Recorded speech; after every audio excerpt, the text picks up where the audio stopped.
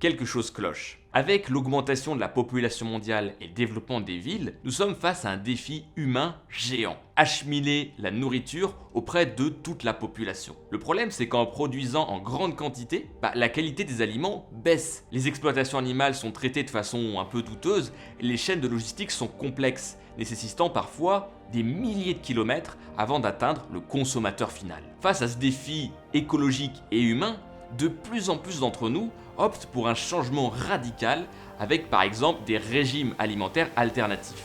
Mais est-ce la seule solution? Est-ce qu'elle convient à tout le monde d'une part, et d'autre part, est-ce que nous n'allons pas juste détourner le problème ailleurs? L'alimentation est un sujet sérieux. Il est temps de regarder une troisième voie. Non pas une voie de garage, mais bien celle qui est en train de construire minutieusement le futur de l'humanité à l'heure à laquelle nous parlons.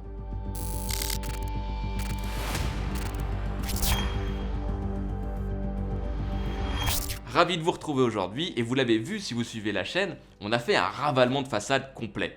Après une fin d'année 2020 assez agitée pour nous, on avait besoin, avec Somolto, de réfléchir à nouveau à notre ligne éditoriale. Eh bien, la voici. Elle prend le nom de Greedy, avec 3 E.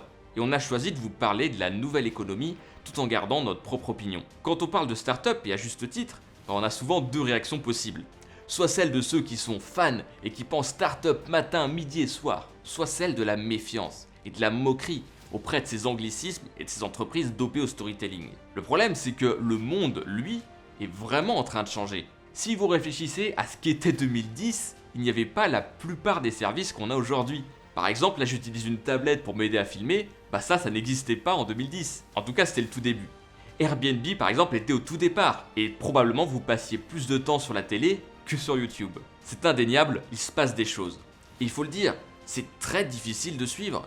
Tout s'accélère et c'est pas prêt de s'arrêter. Et pour cause, l'humanité vit un moment historique. C'est la toute première fois que nous avons autant de grandes inventions dans l'histoire en même temps. Et certaines vont avoir autant d'impact dans les années à venir que l'arrivée d'Internet ou même de l'électricité. Donc vous ne pouvez pas ignorer ces phénomènes, parce que si vous le faites, vous prenez un très gros risque. Celui d'être complètement déconnecté du monde dans lequel nous entrons. Mais en même temps, vous avez franchement autre chose à faire que vous informer sur chaque nouvelle innovation.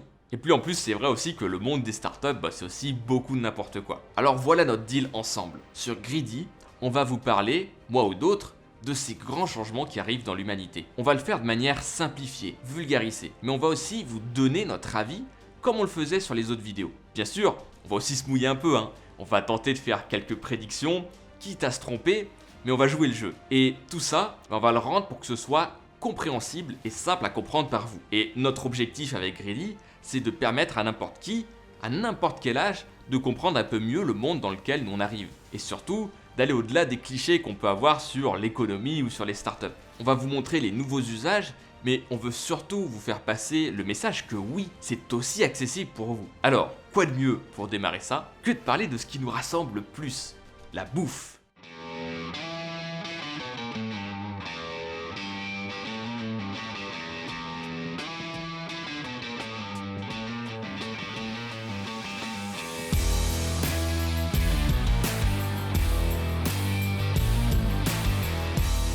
À quoi reconnaît-on une bonne startup? Bien, l'un des premiers critères, c'est sa taille de marché qu'elle peut conquérir. Une startup, ça a pour objectif de mettre un gros coup de pied dans la fourmilière. Le film Le Fondateur raconte l'histoire de McDonald's et de sa création. On y voit Ray Kroc qui rencontre les créateurs de McDonald's. La force de McDo, c'est leur capacité à optimiser l'espace et la production des burgers. Ils sont capables de fournir des hamburgers à une vitesse plus élevée que n'importe quel autre concurrent. Mais surtout dans ce film, on apprend le secret caché de McDonald's. Ce n'est pas un fast-food. Dans un restaurant, plus la salle de restauration est grande, plus le prix au mètre carré est élevé. Pourquoi?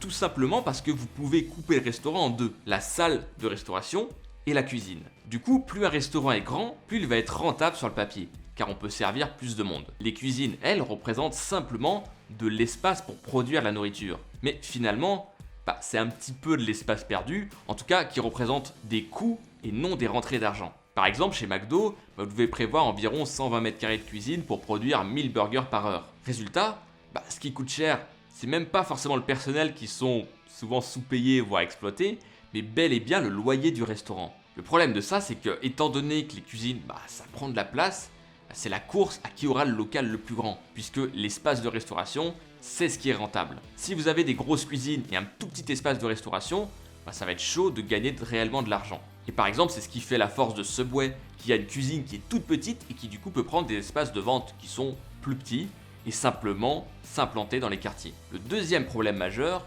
c'est que les 2 siècles précédents ont été l'ère de l'industrialisation. En produisant tout à la chaîne et à grande échelle, on a perdu en qualité. Un Big Mac en France, c'est exactement le même Big Mac à l'autre bout du monde. Et pour ça, il est nécessaire d'avoir des ingrédients assez similaires. En plus de ça, vous rajoutez des coûts de transport entre les différentes centrales d'achat et les productions. Mais il n'empêche que les frères McDonald ont inventé un nouveau paradigme à l'époque dans la restauration rapide. Et ça, ça a été le quotidien d'Alex Vardarkostas. Alex, il a grandi avec des parents qui tenaient un fast-food. Il s'est retrouvé du coup à servir des centaines de burgers par jour et c'est ce qui l'a poussé, en 2009, à réfléchir à cette drôle de machine. Voici Quitter, une machine capable de créer des burgers à la chaîne en moins de 5 minutes avec une découpe ultra précise, une cuisson parfaite, des ingrédients et un assemblage automatique.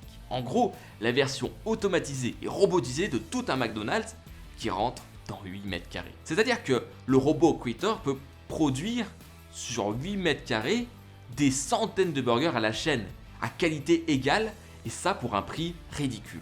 Chez McDo, ce qui coûte cher, c'est ni les employés, ni les ingrédients, mais le loyer. Là, vous avez une machine qui tourne sans employés, qui prend une toute petite place. Résultat, vous pouvez produire pour beaucoup moins cher. Et c'est là qu'Alex a une vision intéressante. Son objectif n'est pas de proposer la même chose que McDo à 2€, mais de profiter de cette baisse de prix pour utiliser des ingrédients de bien meilleure qualité. Un bon burger dans un resto de ce type, faut compter entre 12 et 15€. Et avec cette machine, vous en aurez pour 5 à 6€, à qualité égale. Mais attendez, ce n'est pas fini, parce que pour l'instant, cette machine, elle n'est pas en vente. Alex Vardarkostas souhaite que la machine soit intégrée à tout un concept store. Il a ouvert d'ailleurs son tout premier restaurant à San Francisco, et en plus de ça, vous pouvez sélectionner le type de burger de votre choix, dont les recettes ont été confectionnées par des chefs. La machine là n'a pas besoin de beaucoup de main d'œuvre, à part pour l'entretenir et la remplir. Mais selon Alex, un restaurant sans personnel est une dystopie. La machine ne doit pas remplacer l'humain, mais la compléter.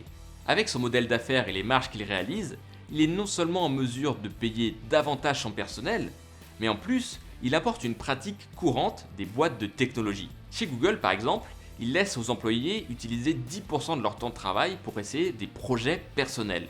Et ça n'existe pas encore dans le monde de la restauration, et d'ailleurs dans de nombreux autres métiers. Alex a essayé d'instaurer ce mécanisme, et chaque employé a 5% de temps de travail consacré à la lecture. Et c'est l'entreprise qui paye tous les livres nécessaires. Quitter, c'est un savant mélange de technologie, avec cette incroyable machine. Mais c'est avant tout une réflexion de fond sur ce qui fait un restaurant, ses avantages et ses défauts. Et la leçon aussi, c'est que la machine seule ne suffit pas. Une bonne start-up n'innove pas technologiquement, mais elle innove sur sa façon de gagner de l'argent, mais aussi sur le fait d'en économiser. Et c'est ce qu'on va voir tout de suite. La deuxième boîte dont je vais vous parler va sans doute vous faire un peu peur, mais elle est aussi très intéressante. Aqua Bounty Technologies a été créée en 1991. Sa mission, c'est de régler les problèmes de poissons d'élevage. Lorsque vous faites des élevages de saumon, vous rencontrez plusieurs problèmes. D'abord, pour lancer un élevage, vous devez mettre un enclos géant dans l'océan avec les poissons à l'intérieur.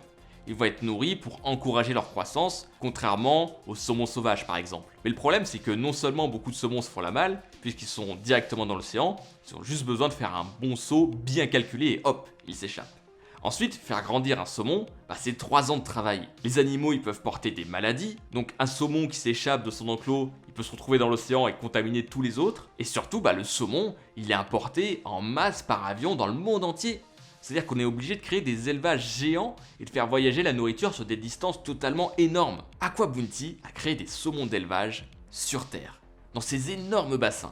C'est une réplique des enclos dans l'océan, avec ses courants et sa lumière. Mais ce n'est pas tout. Derrière ces vitres, ce ne sont pas de simples saumons. Ils sont génétiquement modifiés. En temps normal, un saumon s'agrandit uniquement au printemps et à l'été, car il sécrète une hormone de croissance dans ces périodes. C'est pour cette raison que les saumons ils mettent 3 ans avant de pouvoir être consommés, pour atteindre la bonne taille. Aqua Bounty a modifié ces poissons avec des OGM, donc une édition d'ADN, pour leur permettre de sécréter cette hormone de croissance tout au long de l'année. Résultat, le saumon il est prêt en 16 à 18 mois. Pour vous donner une idée, en 750 jours, le saumon d'élevage classique lui va peser 2,7 kg, alors qu'un saumon d'Aqua-Bounty pèse lui déjà plus de 6 kg. Enfin, le tout fonctionne en circuit ultra fermé. Les poissons sont élevés dans ces piscicultures, l'eau est traitée de tous les côtés, les déchets sont recyclés, le système de filtrage d'eau vérifie qu'il y ait le bon nombre de bactéries, le bon pH et qu'il soit nickel en régulant le CO2.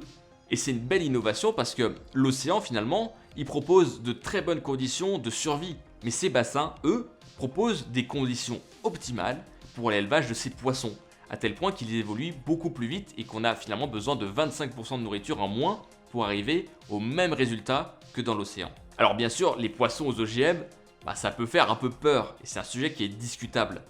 Aujourd'hui, on a encore un peu de mal à savoir si les OGM peuvent poser des problèmes de santé ou non. Et c'est vrai que surtout en Europe, c'est un sujet qui est tendancieux et qu'on prend très au sérieux. Quand on regarde cette carte, Aqua-Bounty a développé pas mal de pays comme l'Amérique du Nord, la Chine, l'Amérique du Sud, et là ils sont en train de lancer des expérimentations à Israël. Par contre en Europe, rien de tout ça pour l'instant. L'avantage de ces saumons-là, c'est qu'ils sont modifiés génétiquement. Et donc, en revanche, ils n'ont pas besoin d'antibiotiques ou de produits chimiques dans leur développement. Ce sont les embryons qui sont modifiés, comme on a pu le faire pour d'autres espèces animales d'ailleurs, comme certains chiens par exemple. Un poisson dans l'océan est sujet à beaucoup plus de problèmes, à cause des maladies qui peuvent se développer dans l'océan, le plastique et toutes les particules chimiques qu'ils peuvent manger et qui peuvent transmettre à l'homme.